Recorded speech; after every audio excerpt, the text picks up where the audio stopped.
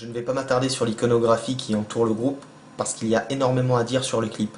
Ils font toute une batterie de symboles, l'œil qui voit tout, le 666 avec la main. Leurs pochettes d'albums sont explicites, on ne peut pas faire plus explicite. Rock That Body par exemple, c'est un pantin suspendu comme par des fils où le logo, les deux électrochocs du Mind Control viennent directement dans les tympans. Je ne vais pas revenir sur le contrôle mental, sur le MK Ultra, le Mind Control. J'ai déjà expliqué ça dans la vidéo sur Lady Gaga, donc si vous voulez en savoir plus, vous faites des recherches Google. L'électrochoc, donc ça représente le contrôle mental, parce que c'est la technique qui est utilisée pour recréer les esprits. C'est-à-dire qu'on torture la personne avec des électrochocs pour lui briser l'esprit et en recréer un autre. Donc sur bon, c'est surtout leur logo, donc il y est tout le temps avec ces deux électrochocs. La pochette de l'album The End, c'est un homme vert écaillé, donc bon, c'est un reptilien. La pochette de l'album I Got a Feeling est aussi très explicite. Donc on voit un homme à qui on a décapité la tête et on a mis une ampoule à la place. Les deux électrochocs du logo viennent dans l'ampoule. Ça représente un homme illuminé, donc il a reçu l'illumination, je vais tout expliquer dans le clip. C'est un clip où les notions qui sont abordées sont complexes. Si vous ne comprenez pas tout, il faut faire des recherches, tout simplement. Le clip commence, on est sur la planète Terre. Tout au long du clip, on va voyager entre Vénus, la Terre, Mars et Jupiter. Ces quatre planètes sont côte à côte, car l'ordre du système solaire, c'est Soleil, Mercure, Vénus, Terre, Mars, Jupiter, Saturne, Uranus, Neptune. C'est la seule image qu'ils nous donneront de la Terre, et c'est une route. Une route qui, avec la perspective, forme une pyramide à échelon avec les tirets au milieu de la route. Cette route au bout part dans les cieux. Donc ça symbolise la pyramide de Lucifer, qui par la contre-initiation, le pacte avec le diable qu'on passe, permet à l'âme, une fois qu'on passe à trépas, de revenir, d'être recyclé sur Terre par la matrice cubique lunaire. On va voir par la suite ce que c'est.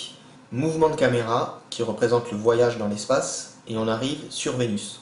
Meet me halfway, écrit en étoile, donc rencontrons-nous à mi-chemin, c'est très important. En spiritualité, c'est tout ou rien, c'est blanc ou noir, c'est 0 ou 1. Il n'y a pas de demi-vérité. Dieu déteste les mots. Si quelque chose est égal à 0 ou est égal à 1, d'autres personnes pensent que c'est égal à 1, la vérité c'est que c'est égal à 0. Si on commence à négocier pour que ça soit égal à 1 ou à 0,5, même si on négocie à 0,5, ça restera faux. La vérité c'est que c'est égal à 0. Pour que Lucifer puisse interagir dans notre monde de matière, il faut qu'on se décale d'un demi-plan. C'est-à-dire si on s'éveille, si on embrasse un chemin de spiritualité, on change de plan. On quitte la matière et on rentre dans le monde de l'esprit. Et une fois qu'on est éveillé, on ne peut plus jamais revenir en arrière. Ce que veut Lucifer, pour interagir de sa dimension dans la nôtre, c'est simplement lui faire un pas dans notre dimension et que nous on fasse un pas dans la sienne. Ça décale la réalité.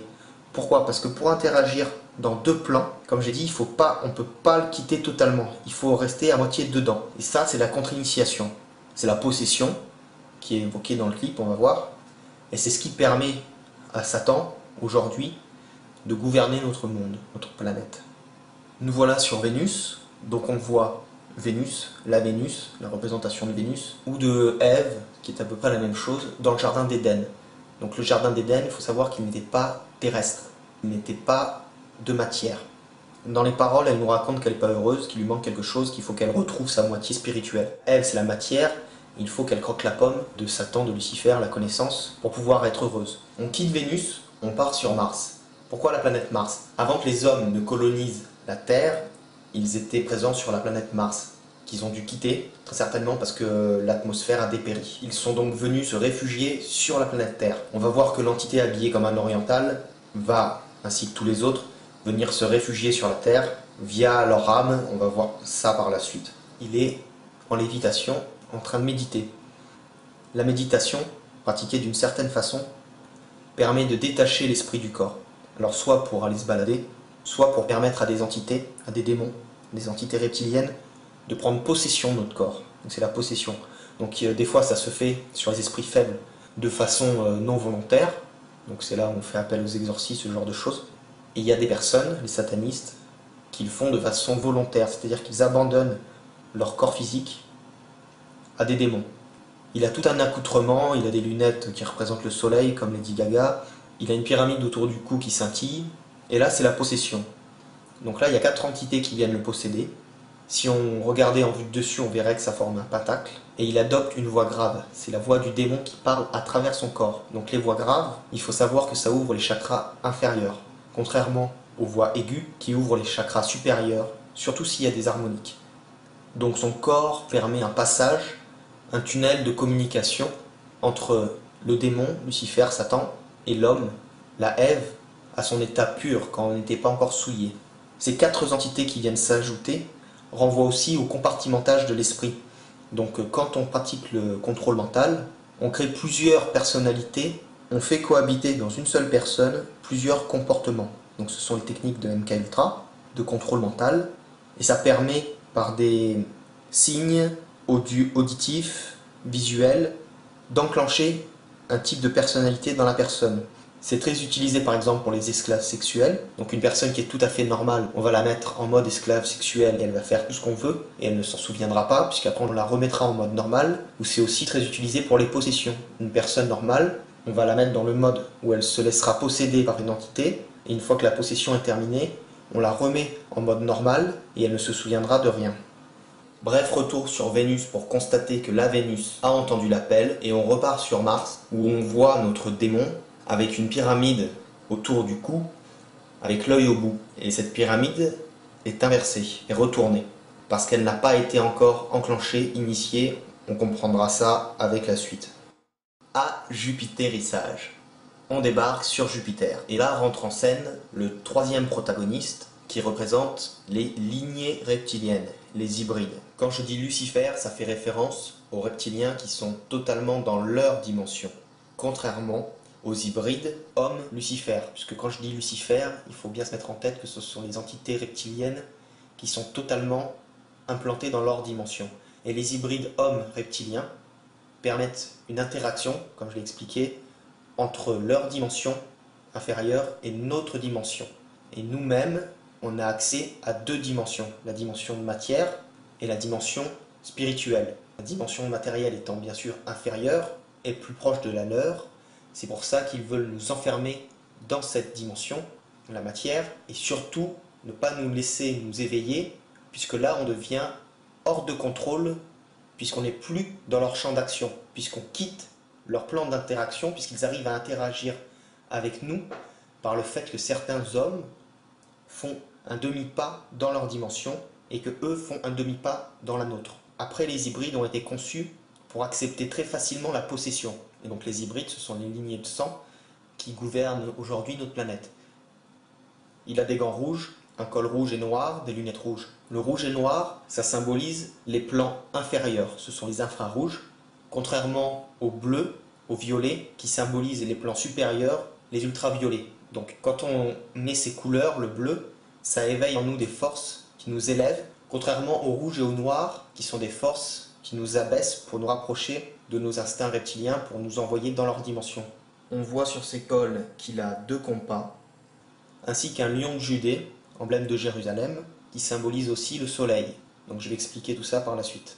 Il est en quête pour venir en aide aux deux autres. On va voir ce qu'il va faire. Il faut savoir là qu'il est sur une lune de Jupiter, qui n'est pas sur Jupiter elle-même, probablement Europe au vu de la couleur du sol, ou peut-être Ganymède. Il est sur un éléphant. En Inde, dans la mythologie, on considère que le soleil a été créé à partir d'un éléphant. Là, c'est un cornac, donc le cornac, c'est le maître de l'éléphant. Et pour pouvoir devenir le maître de l'éléphant, car l'éléphant est un animal sauvage, à la première occasion, il va fuir la présence de l'homme. Un animal sauvage, c'est impossible à domestiquer. Que ce soit une proie ou un prédateur, il partira toujours. En l'occurrence, l'éléphant, malgré sa taille énorme, est une proie. C'est-à-dire que quand il est jeune, il est faible, il est vulnérable et il peut succomber à des attaques de prédateurs. Donc sa seule moyen de survie, c'est de fuir. Donc l'homme qui pour lui est un prédateur, c'est impossible qu'on puisse apprivoiser un éléphant. Alors quelle est la technique? Parce que comme l'éléphant est très utile à l'homme, pour n'importe quel animal sauvage, il y a une technique de contrôle mental. C'est exactement la même que la technique qui est utilisée sur les hommes avec les électrochocs, sauf que pour les animaux, on utilise souvent pour les hommes des électrochocs parce que ça laisse pas de traces physiques. Pour les animaux, on s'en fout. Donc pour rendre, entre guillemets, les éléphants apprivoisés, domestiqués, on va les torturer. Donc le cornac, n'importe quel cornac, quand il devient cornac, c'est-à-dire qu'il acquiert un éléphant, il l'acquiert bébé. Et qu'est-ce qu'il fait?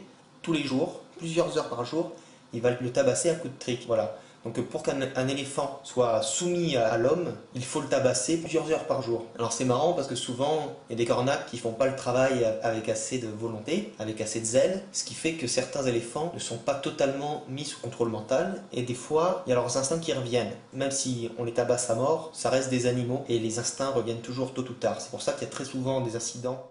Donc l'éléphant représente la soumission de l'homme à Lucifer via le contrôle mental.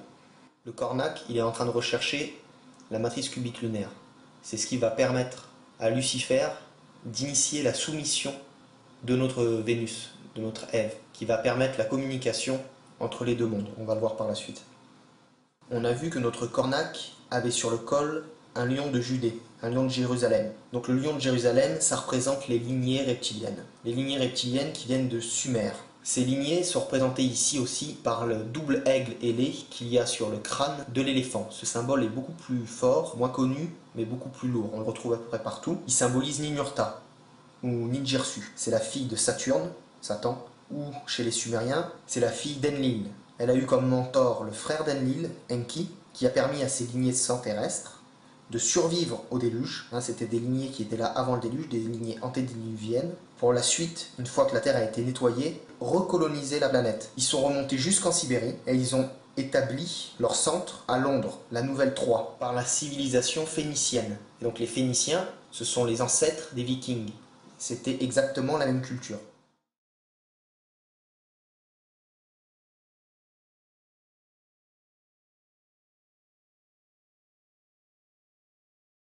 Notre Lucifer, lui aussi, est en quête de quelque chose. Il recherche quelque chose. On va voir par la suite quoi. Donc il a une carte et il recherche sur la carte avec un Torah pointer.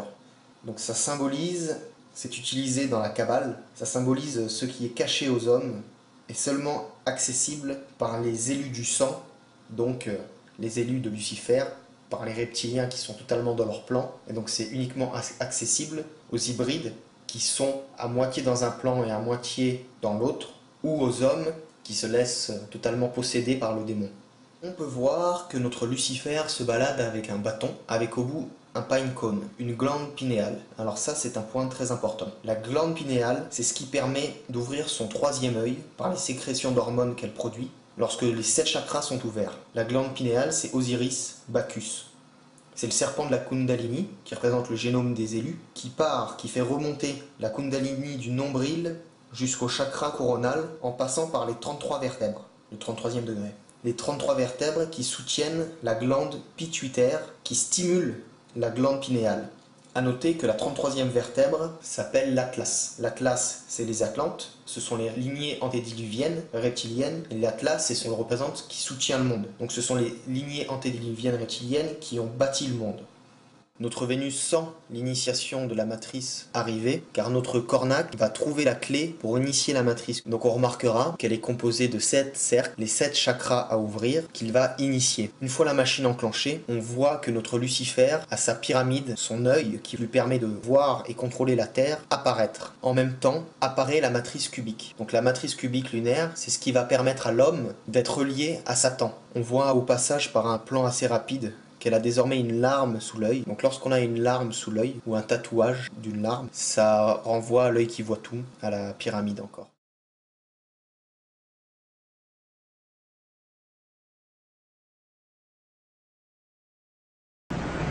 You don't even recognize half the weapons that they use against you.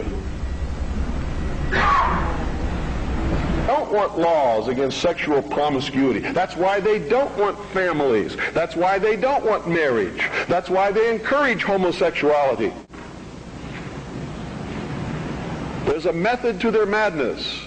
There's really not much method to yours, because you're operating from a place of ignorance. And until you change that, you're going to be bumbling around, bumping into each other, saying and doing the wrong things, not understanding the nature of your enemy. And if you don't understand the nature of your enemy and the weapons they use, you cannot fight that enemy. You can't fight the battle. You shouldn't even be on the battlefield. That's why you're losing the war. And don't tell me you're not, because I'm in a place of great knowledge about who's winning and who's losing this war. And and I can assure you, you're losing the war. Doesn't mean it can't be turned around, but it'll never be turned around until you learn what you need to know.